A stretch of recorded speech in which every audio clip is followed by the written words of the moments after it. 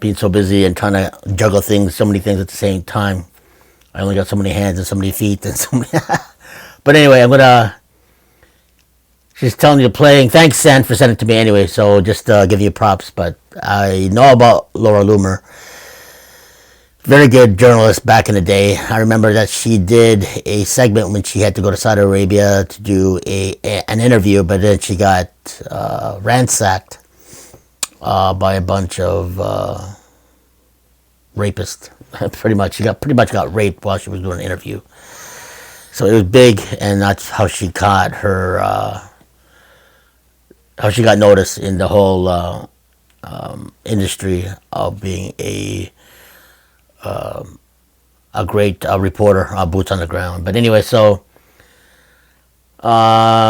she's telling me that playing from 2956, and it's called What Next. So I'm gonna scroll down to my Spotify. What's next for Venezuela? And she wants me to start from, where do you want me to start? 29, play from 2956. So I'm gonna find 29. Hold on. Okay, what's next for Venezuela with a legendary CIA officer Gary Bernstein? So I'm going to play it and play it from 2956. Hold on a second. I'll see if I can do that. I don't know if I can do that, but I'll try it anyway. Let's see if I can actually move it back. Hold on a second. My bad. 2956. 29. Oh yeah, I can do it right here.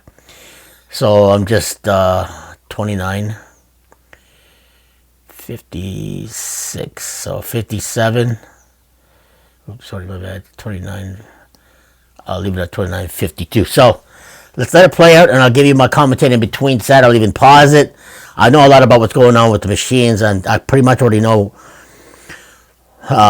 without getting too controversial and without getting flagged by YouTube, BombTube, and all the other platforms. I gotta say in what I say, because you definitely get heavily shadow banned like this fella. But anyway, let's check it out, and I will commentate between. Alrighty, so let's check it out.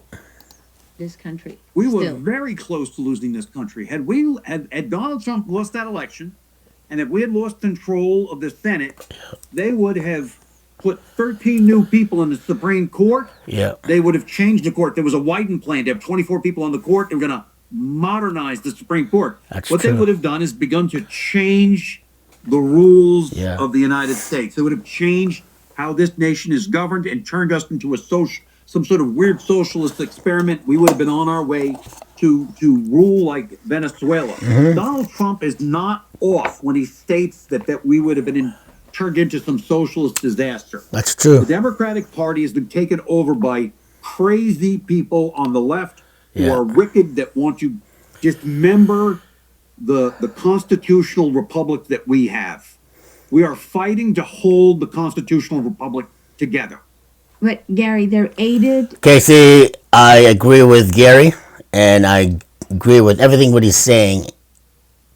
The far left, the wing nuts, whatever you want to call them, whatever analogy you want to give them, these weirdos, pretty much bought and paid for. They're all paid agitators, but they have a different mindset, and they are what you call minions. The higher up echelons are paying these people to agitate and say and what they want them to do, and they do it. That's pretty much it, which is causing all this what's going on what's going on today. But anyway, let's move on. They're aided, abetted, directed by some of your buddies in the CIA. Yeah. Some of the people that I worked with before have been colluding with them. They have to be identified. They have to be proven to have broken the law and imprisoned for what they have done. It is a disgrace. But I and others, there's still a number of us, including yourself, that are in this fight, trying to expose this, trying to get individuals exposed and cases built against them, and trying to save the republic. That's what this is about now. This is about saving the republic. Do you think the CIA is salvageable? It's not just saving the republic, which is because the Constitution and the republic of the United States is republic, not Democrat. So you do your homework on that. And there's a great movie that's on that was out like 5-6 years ago. I forgot the name of it, but you might want to check it out. But it was good. But anyway, let's proceed of what the CIA officer Gary Bernstein has to say, and he's dead on the money. What's going on right now with America, not just America, around the world, and how elections are being stolen. Salvageable?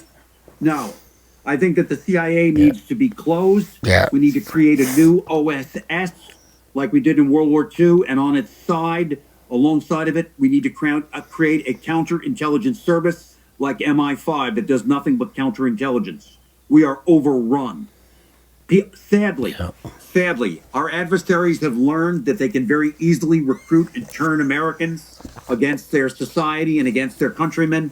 They take the money, and then they're working for these foreign powers to bring down our constitutional republic. Yeah. That is what is ongoing. Gary, how many Americans have sold out? How many have taken the money, whether it's from the Cubans or from the Iranians or the Venezuelans or the oil companies or the CCP? How many of our elected officials on both sides of the aisle, Democrat and Republican, have sold out this country and sold their souls? 90% of them. Dozens in the most sensitive positions. I say 90%. It's just, I would not have believed it had I not been involved in the investigation myself, and if I had not been Terry. Look, for your viewers, I'm the person with my business partner that identified Manuel Rocha, Ambassador Manuel Rocha, who was the most senior spy ever arrested in the United States. He was arrested about 1.5 years ago. It was I and my partner that identified him as the Cuban agent, and he was arrested by the FBI. Okay, so, this isn't my first rodeo. And I've done counterintelligence work before. We did it successfully here. He was arrested. He's in prison. And tell people who Manuel Rocha was when he was arrested. Manuel Rocha was a foreign service officer that rose through the ranks to become an American ambassador.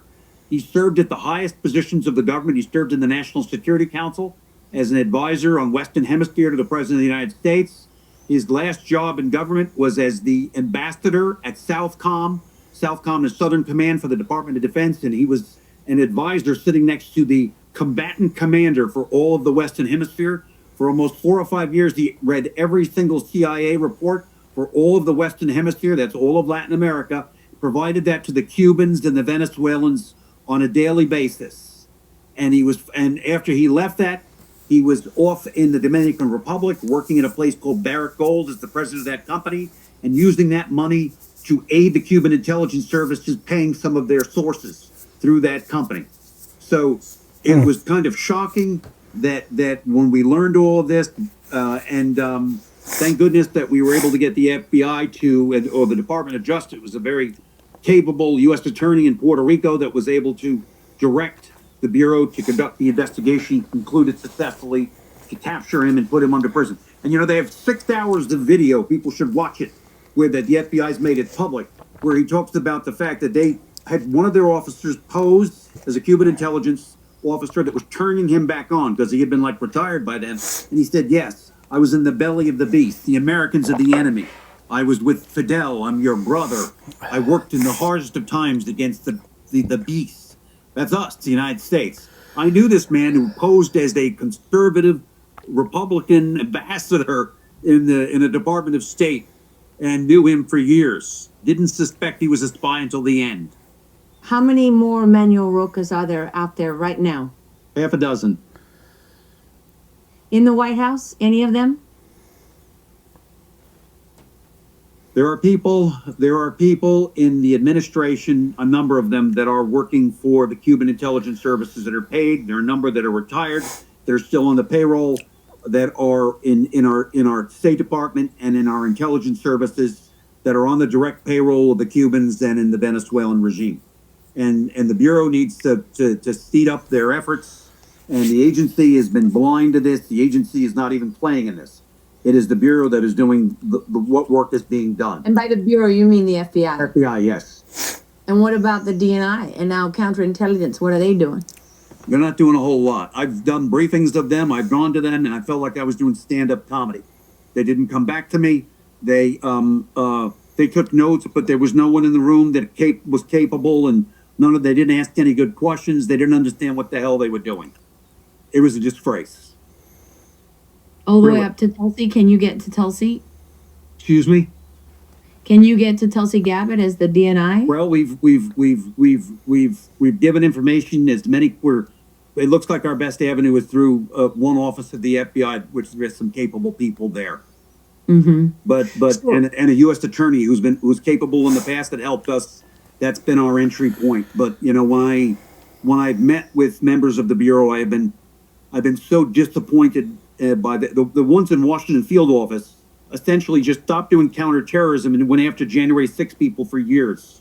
And so as they chased these people around on January 6th, those people that were doing espionage in Washington had a field day and burrowed deeper and deeper and recruited more and more people in the Washington, D.C. area. WFO was run by morons and traitors. Yep, during exactly. the Biden administration. Yep. Washington field office of the FBI was run by morons and traitors. Okay, I agree with this guy 100%. So thanks, Sam, for sending it to me. So I'm going to give you my 2 cents when it comes to moron and traitors. It is absolutely true by morons and traitors. You had some nincompoop knucklehead that took 2024 who pretty much stole the election because of the what? The machines. Not just the machines. The mail-in ballots. Those are the ones that they legalize for the Democratic Party. And sure enough, they won at 2024. Boom. That's exactly what happened. And J6 was a diversion to what is to come for Biden's nonsense, bringing all these illegals coming in, causing the United States to panic and making POTUS 45 and 47, I'm talking lingo here, so that he had to reassess what's going on to make sure that 2020 was election, 2024 was POTUS's re-signing in back to the presidency. But yeah, 2020, sorry, my bad, was their insurrection, J6. In 2024, he had to gain his presidency back to bring back law and order. And that's exactly what POTUS Trump is doing right now. Call it for what you will. I love him or hate him. 2026 has been quite a ride, and it just started. It is just the beginning. I'm just saying. But vindictive ones, because they pushed some January 6th defendants like Matthew Perna. They pushed them to take their own lives. They destroyed entire families. They didn't care about raiding the homes of decent, hardworking American citizens and putting guns to their children's heads. Yeah, it was insane. These are vindictive, spiteful, nasty, dishonest people. Very nasty. That's why I had to leave the United States. Very nasty. We're talking evil of the evil. And they're all I served all around the world of the United States. Well, in the CIA, in places of combat. When I left the CIA, I went to work for JIDO, the Joint IED Defeat Organization. I've worked on contract for SOCOM with great people. I risked my life for the country. And then when I went to the FBI and showed them how they were stealing elections, the Bureau person I did meet with said, you need to flee the city because the Bureau, my supervisors, will try to put you in jail, Mr. Bernstsen. Wow. It's unbelievable that's where we are. That's crazy. Shocking. That's crazy. It is so shocking. It really is. That what they did was they sold themselves out to a left-wing ideology. They sold themselves and they bought and paid don't for. Care or even understand that this is a constitutional republic that we are trying to constitutional republic. Benjamin Franklin said, not a democratic. Constitutional republic. Let's see if you can hold on to it. That's what I'm trying to do. Okay, Gary, can you, without jeopardizing, well, let's first of all, can you confirm that there are investigations ongoing into some of these spies? Yes. And double agents, basically? Okay. And so without jeopardizing any of those investigations, is there anybody you can name? No, I can't name them. I understood. Wow. But can we go back to the three names that you did mention, though, of people who've been working with the Venezuelans and the Cubans for many years? Frank Holder, right? You listed Frank three Holder names. has been collaborating with the Venezuelan Cartel dos Soles for decades, and we mentioned I mentioned Harry Sargent is a businessman in South Florida who's actually a big time Republican donor. His lawyer is magically defending Nicolas Maduro now, but he's in the oil business, and they were in the oil business, and he's constantly been trying to assist and save this regime. Because he was trying to get these are people that all tried to get waivers on oil because we're all in the oil business with these people. Oh boy, the guy that's tried to crazy. buddy up to Trump and go golfing with him. Yeah, there are videos of him golfing with the president. Treacherous, right? I mean, the president has to be alert every single minute. It's terrible. All these It's the trying to people get around the close in. president need to help the president. There's they 1,000 use their people trying to money get for they get placement no and more of this. Gary, they use their money to get placement and access, right? Yes, they do. They try to buy their way in. Yeah. And I mean, and it's hard to know who all these people are, especially in the beginning. Okay, but there's Sargent, there's Holder, and you mentioned a third person. Well, there's a Venezuelan oil smuggler by the name of Wilmer Ruperti that they're all partnered with. Wilmer Ruperti. And Aunt Delcy and Jorge Rodriguez partnered with them They're too. partnered there too with that group. Yes, they all do oil together. They all do oil together. Are we talking about sanctioned oil? Of course. Yeah, sanctioned Which is oil. Any kind of oil they can do. Look, these guys have been in this business for years. How much money are we talking about that's floating around these people? Oh, look, they've stolen trillions, right? But Oh my guys, God. they're Holy macaroni. billions. I mean, this is Not billions, we're talking trillions. money. Holy gosh. When I was in CIA, Unbelievable. 30 years ago, I was the chief of Hezbollah operations, and I would see Iran, would move 400 million a year to the Hezbollah. I thought that was a big deal. That's like 1 week's work in 1 month's work, and this with this crowd. So, Gary, it seems to me there's a danger that the president is being set up here by people around him, especially coming from the intel agencies, who are trying to convince him that Delcy Rodriguez and Jorge Rodriguez can run the country. And basically, it's a control operation, right? They're losing control of a system. What they were trying to do was they were trying to create a formula called Cartel Light, which was Delcy as the president. And they were going to bring a guy named Miguel Rodriguez Torres, who was the former head of the Civilian Intelligence Services, Sabine. This guy is a torturer. This is a guy that ran La Tumba and El Helcoide, the shopping mall. It's where they're torturing everyone. This is a guy that created that structure there, and they were promoting him as the transitional figure. This CIA was just unbelievable, shockingly. Unbelievable. But the problem is Radcliffe, who was over there, I don't think he has any clue what's going on there. I think he might want to do some of his own research because he's a prisoner of the people that are below him that are feeding him this stuff. No former federal prosecutor would agree to any of this shit. But he has. It's unbelievable. Fuck, he's pretty angry, man. He's pretty pissed. Yeah. He's look, I've never met the man.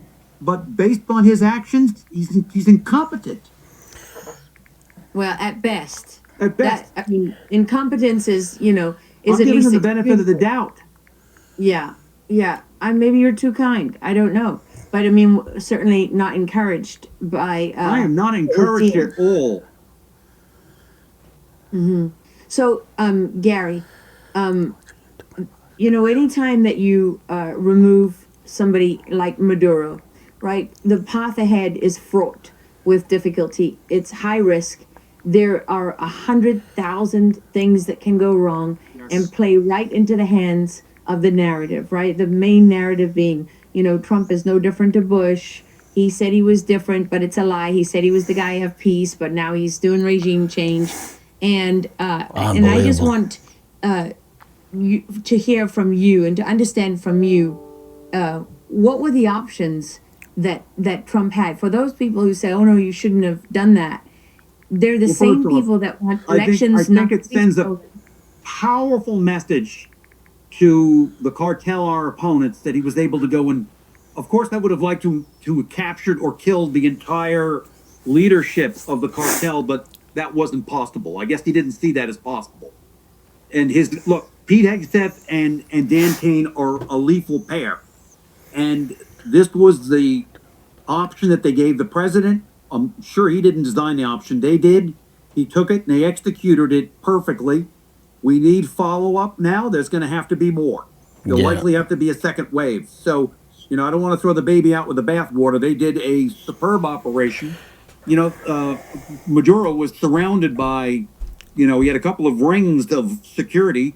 I think more than 30 Cubans were killed and 40 Venezuelans. His personal security detail was wiped out by them, and no American broke a nail. It's kind of an amazing operation, Yeah, see, that right there is what you call futuristic technology, Star Trek weapons, and POTUS 45, 47 has used it on Venezuela, and more to come.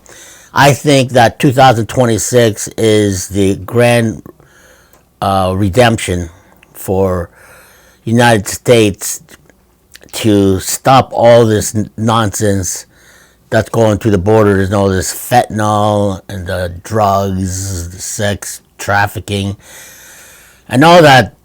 Whatever makes the big bucks, and that's exactly what's doing right now. And POTUS is 45 and 47. Hopefully 46, in between this 45 and 46, he'll have his redemption back, because he did get it stolen away. But anyway, he used it, and those weapons are absolutely phenomenal. I think I sent you some of the links they're sent, so you might want to check it out. And a lot of other people about the technology they use. It was kind of like a supersonic subwoofers. You kind of freeze. All of a sudden, your nose starts bleeding. You're coughing blood, and then you freeze, and you can't do anything about it. And it's just amazing what kind of technology they have, and that they're using right now. And that's what they use on Maduro, on Venezuela. So, anyway, let's proceed. It was there was no mistake that when Donald Trump came back to office, he had Dan Kane brought back to service, because Dan Kane was an important guy in the fight on ISIS. Yeah. And Donald Trump wiped out ISIS with very little fanfare, very little publicity. Exactly. Which was really, a significant achievement. So amazing stuff. But Gary, you and I were both on the ground in Afghanistan. You know how quickly the U.S. military wiped out the Taliban and its allies. And similar thing in Iraq. In fact, it was so quick, the operation, they got to Baghdad before anyone in the Bush administration anticipated it. And so the military part of this, in a sense, people have a lot of faith in that, because they've seen the U.S. military do what, frankly, which it does very, very well. Valuable. No other military on earth could actually achieve that at that level. However, what concerns people now, what they're asking questions about now, where Donald Trump is now exposed, is what happens next. Yeah. What happens next is he has to partner now with the National Reconstructive Council, these people here that are willing to step up and take control of the country. And they're going to have to establish control. They're going to have to, first off, decapitate the military, and they're going to have to... Okay. Venezuela used to be a beautiful, beautiful country.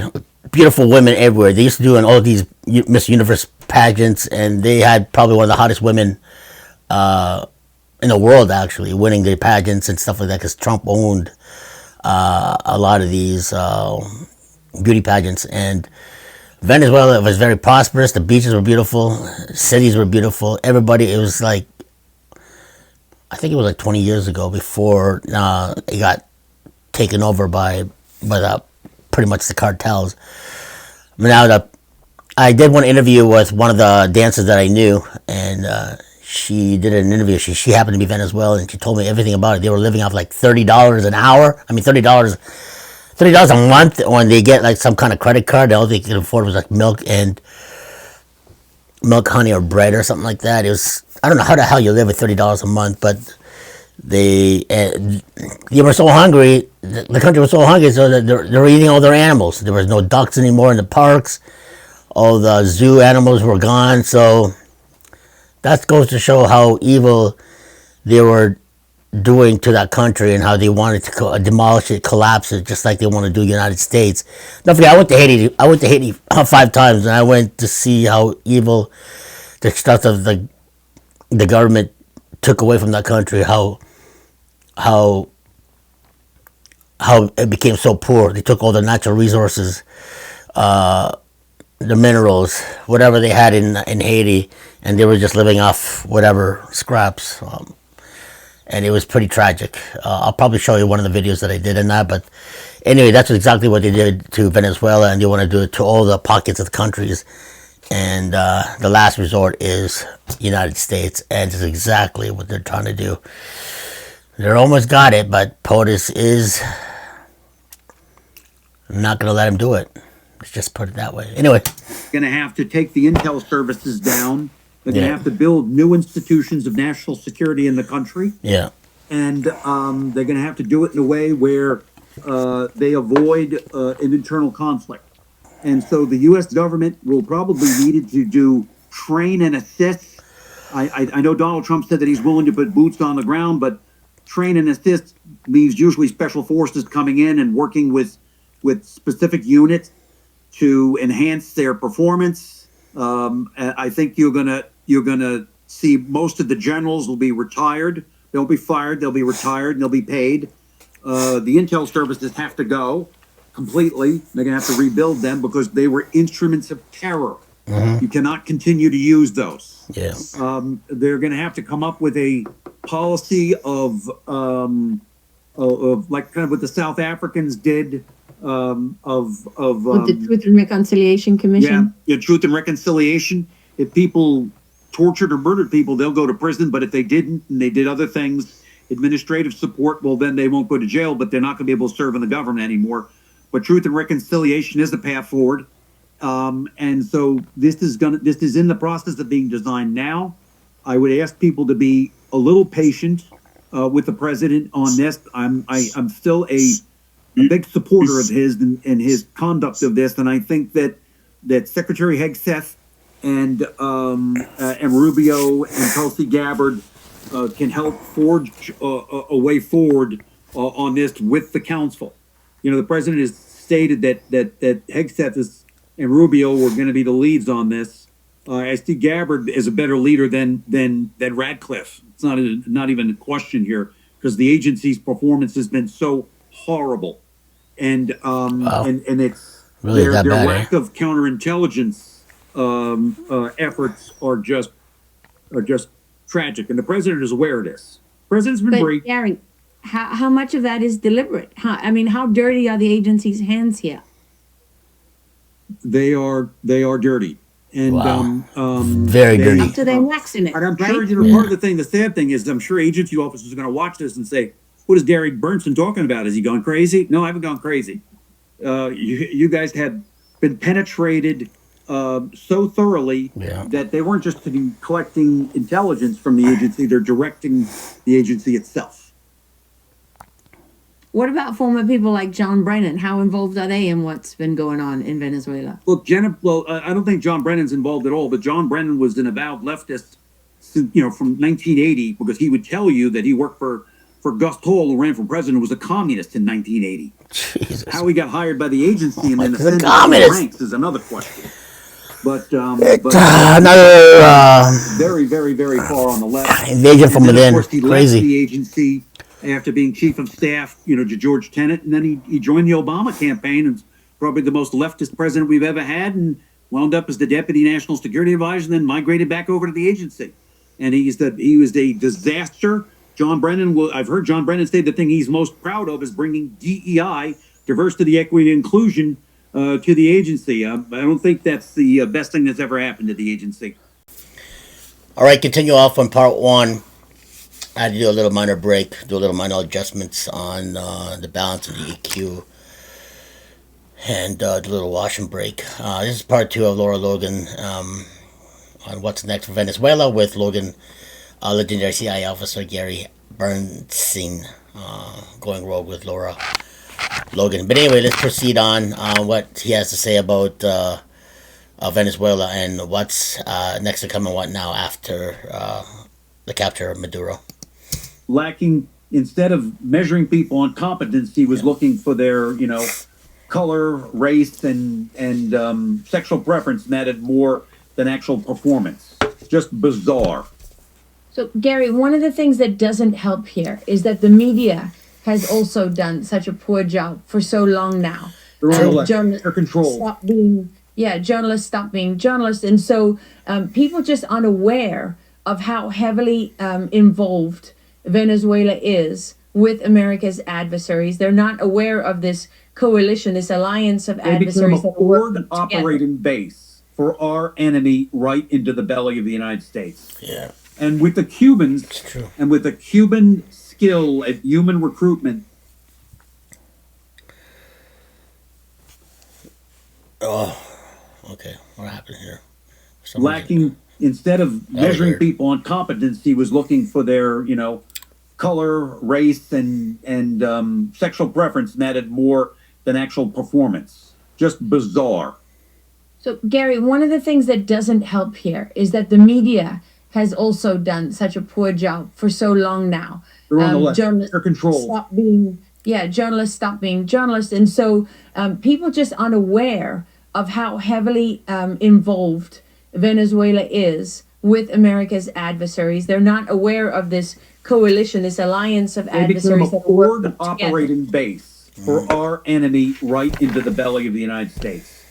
And with the Cubans, and with the Cuban skill at human recruitment, the finances from the Cartel dos Soles probably did more intel damage than any intel service has done in the history since World War II.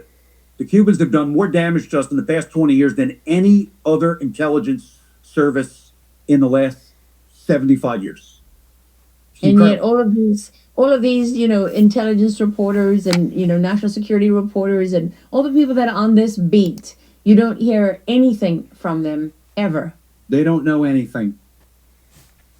Or they're on the payroll, and they're the Cuban intel service is paying for all sorts of journalists around the world, and paying the bloggers, paying all sorts of people to push a narrative. It's part of IO, information operations. It's shaping the narrative. It's a major thing what we do. Probably half of what you look at on the internet is paid for by one intel service or another. So let me ask you about some of these relationships, what they really mean. Because people hear, Venezuela works closely with Iran, but what does that actually mean? Does Venezuela have bases of operations for the Iranians, logistical hubs, supplies, weapons, relations in terms of weapons? Like how strong and significant are these relationships? The Venezuelans and the Iranians had all sorts of agreements going back for last 15 years, and the Venezuelans were in the process of attempting to acquire missile technology, weapons systems here that would threaten the United States. We're talking about trying to acquire medium-range ballistic missiles. From Iran? From Iran, yes. Mm-hmm. And how far did they get? There's a facility there called Cabine, which is an industrial facility. They hollowed out tunnels. They were receiving some of the technology there, pieces of this. They were in process of trying to build up a system there which they could threaten the United States. Yes. Okay, and doesn't, I know, nobody wants to talk about uranium because everyone's got, PTSD from, if the moment you mention, uranium, people will talk about Iraq and yellow cake. But doesn't Venezuela have uranium deposits? Yes, more than a decade ago, the Iranians sent a team of geologists into Venezuela and did significant studies. And I think one of my associates has got a copy of the report where they identified all the uranium and they were extracting uranium and treating uranium side by side with the Venezuelans. The Iranians have been doing that. And they have been transporting that uranium back to Iran. For how long? A decade. And can you share that document with us so we can put it on the site? People can read it for themselves. I can't, but let me just say this, look, I served in Iranian operations many years ago, okay? And one of the big things that we did was, counterproliferation. So this isn't the first time I've done this, but I can tell your audience conclusively, Iran and Venezuela had a relationship on uranium. It was very deep. It was extraction of uranium there. A certain level of processing was done in Venezuela, and a clandestine program was set up to remove that material from Venezuela and move it back to Iran. So basically, the oil and minerals is what they the ships that Donald Trump has been so interested in seizing. What they have to. So and those are not just and oil. what they suppressed the Venezuelans from the oil and the minerals, and that's where they were the deep state making sure that they don't get any of that, so the country will not be prosperous any longer. They control everything, and that's exactly what they did. You know what I mean? So. There's other materials on those ships. No, they're not. They've been moving these things for years. Okay, so that means when the U.S. seized those 3 ships, there's a high likelihood that there's other materials, including possibly uranium, on those ships. Yes. Wow. Now, of course, all the people will attack anyone for talking about this, but just because, you had one situation in Iraq doesn't mean that you now then have to be silent and ignore everything everywhere else. Look, technology is technology. The Iranians have like 700 people assigned to their embassy in La Paz, Bolivia. And there are uranium mines there. And the Iranians were literally were extracting uranium from Bolivia. Yeah. Wow. Well, got to get it from somewhere.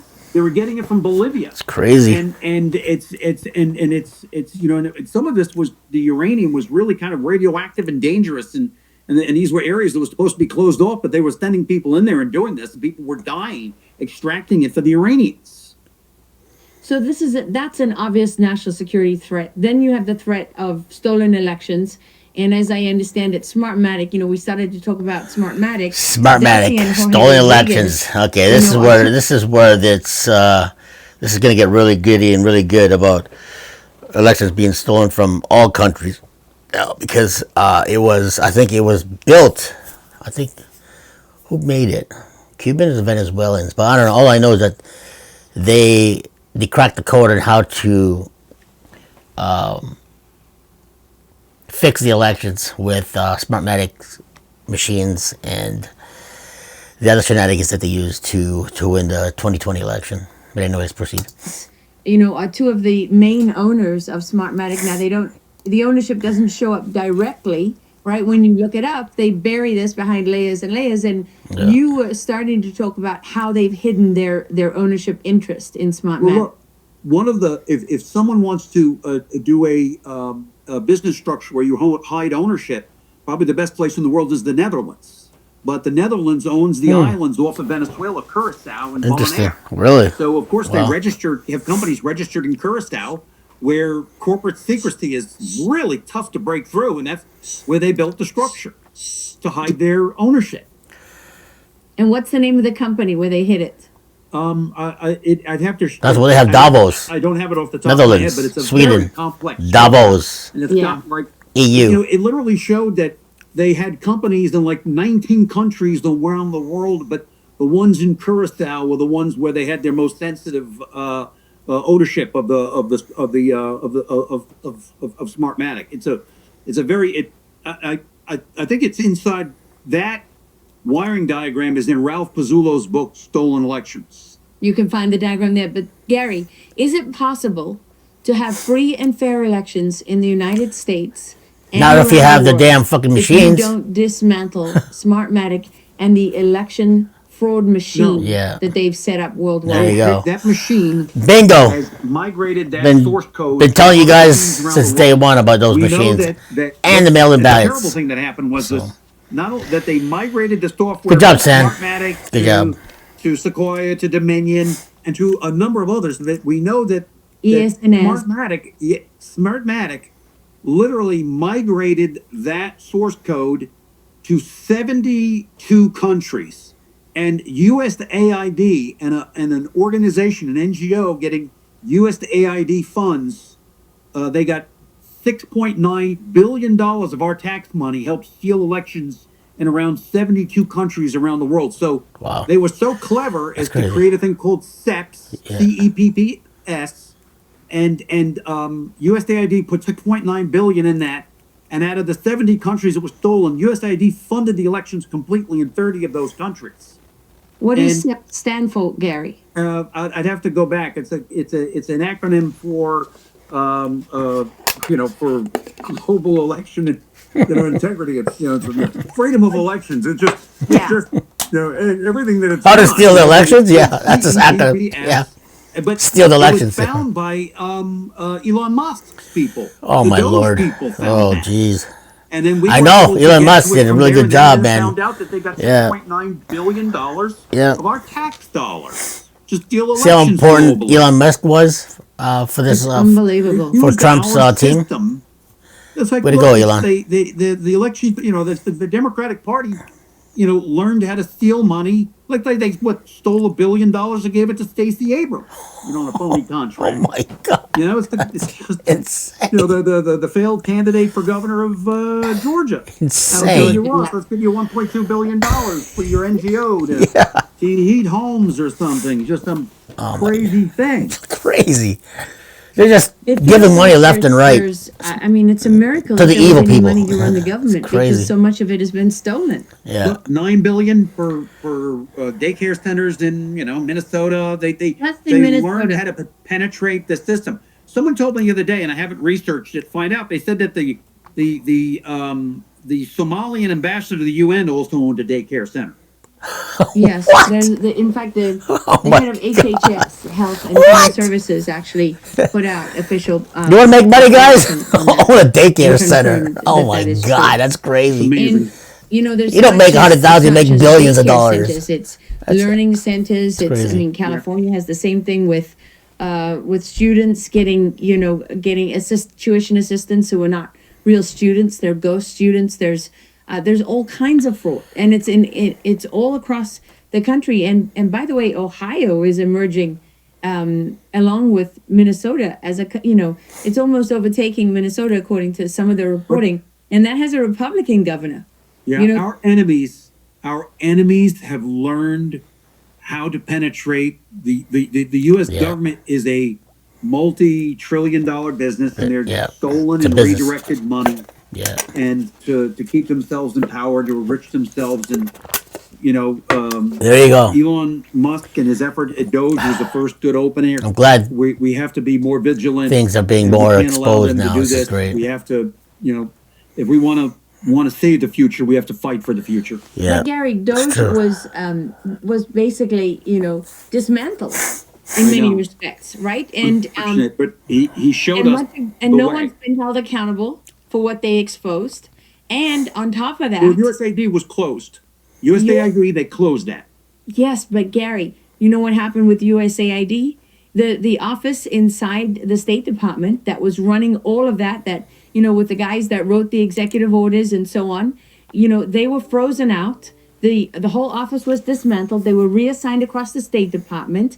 And what those organizations have done is they've gone to the courts and they've had restraining orders issued against the director of foreign assistance and others who was responsible for the cuts. And all that money is just in a holding pattern.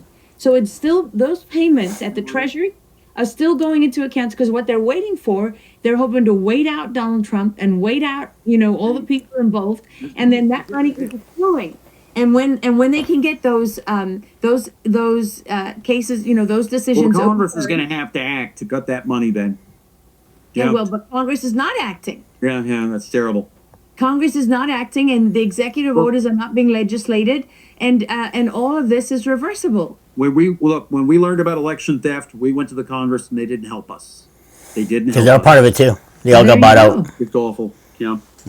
You know, and that's with the Republican majority in the House and the Senate. What's it going to look like after the midterms? I don't know, and I'm not optimistic because they're not acting quickly enough on election theft issues that we brought forward. We've lost a year. There's not much time left. The president needs to act in the next month or two. He needs to find executive authority that will allow us to curtail the use of machines in these states as a national security threat. The fact, though, is Nicolas Maduro has been arrested, and they have his wife. And, you know, years ago when we arrested Rick Ames, who was a spy, they arrested his wife as well. And Ames was forced to collaborate because otherwise his wife would have gotten life in prison. So they may be able to leverage Maduro's sympathy for his own spouse to gain access to his knowledge on the machines as well. But, you know, there's Hugo Carball in prison that's already said the machines are bad. The other general, Ralph Kalat, has said the machines are bad. These are generals. These are Venezuelan high level. One was the chief of intelligence and another one is a general. But they both said they were stealing elections, and now you got Nicolas Maduro. So if he confesses to the fact that he's stealing elections, will people deny that? I don't think so. 3 first-hand witnesses who were directly involved. Right, and the DOJ and the Department of Justice, you know, doesn't want to look at it. Doesn't want. Oh my Lord, that's craziness. Is that enough to overcome the Southern District of New York and a judge who's 92 years old, who's ruled against Donald Trump every opportunity he's had, who already was retired and was brought back basically to subvert the president's authority? It's awful. It's awful. We're in great trouble. We're in great danger in this country. Oh boy. Well, what will be good signs for the American people to look for is that indictment for Delcy Rodriguez, hopefully for Jorge Rodriguez, her brother, and also indictments for other people like Diosdado. Well, Diosdado's already indicted. He's already indicted, but he's not been arrested. No, but he hasn't been arrested. But his nephew was one of the guys killed in the strikes. Can you explain to people the significance of Diosdado and who he is? Diosdado Cabello was a supporter of Hugo Chavez in the early years. He was a lieutenant when Chavez was a lieutenant colonel when the first attempted, the failed coup took place in 1993. When Chavez came to power in 1998, Diosdado Cabello was elevated up with him and has played a powerful role in his circle. He's been more of a narco than a government official. For a period of time, he was the head of this phony assembly. Now he's I think he's the Minister of Interior, but he is pure narco. There is no exit ramp for him. You know, Delcy, you know, might be accepted by the Qataris, or she might find a place in Russia or China, but no one wants Diosdado, so he's not going to flee. He's going to try to stand and fight.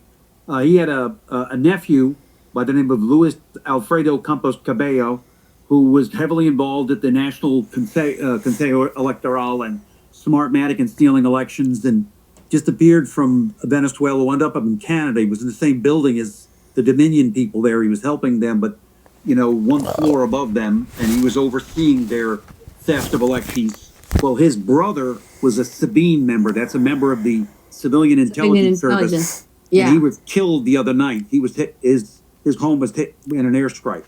Wow. So, you know, the fight goes on here. That was probably a selective strike to send a message to that security apparatus there that we can get you. And Harry, I know you have to go. I know you're jumping on a plane. But last question: do you think there are a lot of very nervous people right now, knowing that Maduro is in custody, knowing that there are a number of people in the United States, yes, who have been conducting espionage, who are very, very nervous at the moment because Nicolas Maduro knows he has cards to play against senior officials in the United States who have been spying on behalf of the Cubans and himself. Nicolas Maduro's only hope is that some left-wing government wins the United States and he gets pardoned years from now, but it looks like he's getting a ticket, one-stop prison, ride to a prison cell for years. Yep. I will say this. We had captured his business manager years ago, and Alex Saab and the Biden administration let him go. It's unbelievable. Gee, I wonder why. They didn't interrogate him, they let him go. Alex Saab. Unbelievable. Because they had sources, they had people. The Democrats let the business manager for the Cartel del Sol walk free a few years ago. Just crazy. Unbelievable. And then they opened the border and invited them in and worked with them. But I mean, they installed them in the 2020 election, so they owed them. Yes, they did. Yeah. And that's why they didn't close the border. And they collaborated with the cartel, and they didn't pursue action against them because the Democratic Party, the leaders of the Democratic Party, knew that the Cartel del Soles could deliver another victory, but unfortunately they didn't. Well, the cartel is their army, is it not, Gary? That's the army of the United States. That's our army. They were shock forces of the left in the United States. Yep. Mm-hmm. And still are. Yes, they are. Wow. Okay, well, we will definitely be staying in touch with you, Gary, and getting updates, keeping a close eye on the situation in Venezuela. Thank you so much. I don't know how you're still alive. You must have the hand of God on you at this point. Absolutely. You too. We've walked the same round in a lot of places at the same time. So God bless you. We have. Thank you so much, Gary. Yeah. It's always an education to listen to you and really appreciate all that you're doing. Look forward to speaking to you again. Thank you to everybody for watching. You know what to do. Like, share, subscribe. Make sure this gets out to as many people as possible. So I'm going to pause it there. That was Laura Logan. And I've known her, I don't know her personally, but I've known her, I've been following her since back in my 20s when she did the Iranian war, when she got pretty much raped by a bunch of Iranians, and it was brutal. But that's probably, she probably has some kind of PTSD. But anyway, this was a very good podcast, and thanks for my friend to sending it to me, and I appreciate that. But like I said, I'm juggling too many things at the same time. So I'm doing a circus act, magician act. But anyway, with the whole machine thing, it's that's one gone that they know they're exposing about the machine. That's gonna be no more when it comes to the next election, because Trump already knows what's going on, so he's gonna get rid of that and go back to square one where it's just ballots and same day election, so now you don't have to wait days and days on end before they bring fraudulent other ballots coming in, when you know that's pretty much all fraudulent and they're just all stolen by that. So that's going to be gone. So that at least that's being exposed, and once that is exposed to the world, people will brainwash themselves, especially the far left wing nuts. They'll finally realize how evil and corrupt this system really was and how they got ransacked. And Venezuela is just a start. I think Cuba's next, Colombia, and then Mexico is last, simply because those are all the cartels that they own and how they ransacked and feeding everybody around the world with, drugs, sex, crimes, whatever makes the bucks, and that's exactly what they're doing. And that's the cartel that runs their government. And now it's exposed. The Maduro's gone, his wife, and then on to the next. So buckle up. 2026 is going to be quite the ride. It's just bang right from the beginning. Maduro's first. We'll see next with Cuba. Not to mention Iran as well too. So we don't know what's going on with that. All I know is that there's a lot of shit happening right now. Buckle up, ladies and gentlemen. Bye for now. God bless. Godspeed. And we'll see you on the next podcast. Don't forget to hit up on my Spotify, Instagram, YouTube, TikTok, and all that good stuff. And also, if you want to donate, I have a donate button on downstairs. Links provided below, simply because of being flagged and then being suppressing all the algorithms, and it's hard for me to push all my content up on my my bomb tube. So If you want to donate whatever you can, and then it sure helps me a lot and all my partners behind me as well too. So to push forward with the truth. And if you want to send more links to me, I'll look at it and I'll do a reaction on this as well too. So bye for now. God bless, Godspeed, and we'll see you on the next podcast, ladies and gentlemen.